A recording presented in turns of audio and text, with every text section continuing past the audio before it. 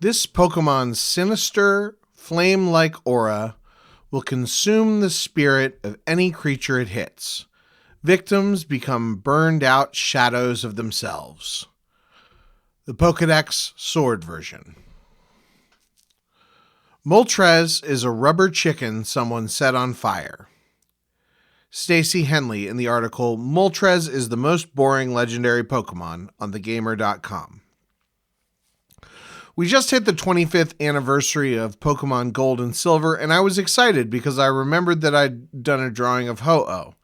Then I realized I'd actually drawn a different overlooked fire-type legendary bird, Moltres. That's okay, though. Moltres is pretty interesting. Sort of a red-headed stepchild of legendary birds. I often think of the prototypical OP Gen 1 Pokemon team consisting of Charizard, Blastoise, Venusaur, Zapdos, Articuno, and Mewtwo. Maybe Pikachu instead of Zapdos if we're talking about Yellow version. Did other people keep Moltres on their team? Fire-type Pokemon are usually considered the coolest. What was wrong with Moltres? And even if we lump in Gen 2, Lugia is an all-time fan favorite, and while Ho-Oh is definitely not as popular as Lugia, Ho-Oh is immortalized in the first episode of the Pokemon anime. I know that when I first played, someone told me that Moltres wasn't good. I'm wondering if there might be some correlation between anti-Moltres sentiment and the fact that there was already a flying fire type on many players' teams with Charizard.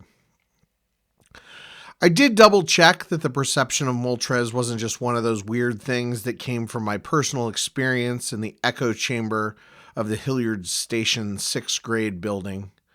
And I found a Reddit thread from a few years ago that mentioned some of Moltres' mechanical failings, as well as that article I quoted earlier from thegamer.com.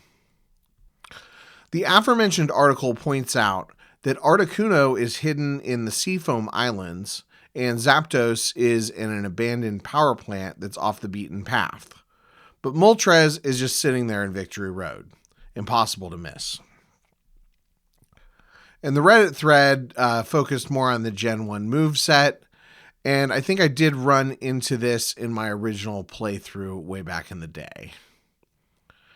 I remember that I skipped Seafoam Islands on that playthrough, flying back to Pallet Town and doubling back by surfing to Cinnabar Island that way.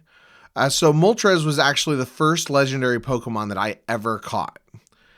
And boy, does it learn some rough moves.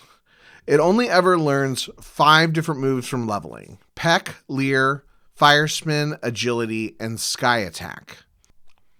It doesn't and cannot learn Flamethrower.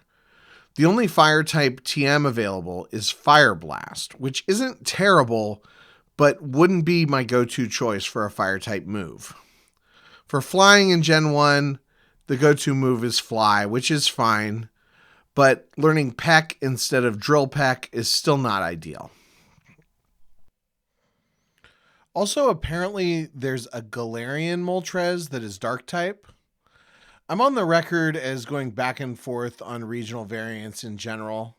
I think they're a sign that folks are running out of good ideas for new Pokemon, but there are also some variants that I'm on board with. Introducing a regional variant of a legendary is kind of rough, though. If I'm to believe that when I catch Moltres, that's the one and only Moltres from all of the stories, it's a little tough to square that with multiple versions of the same Pokemon.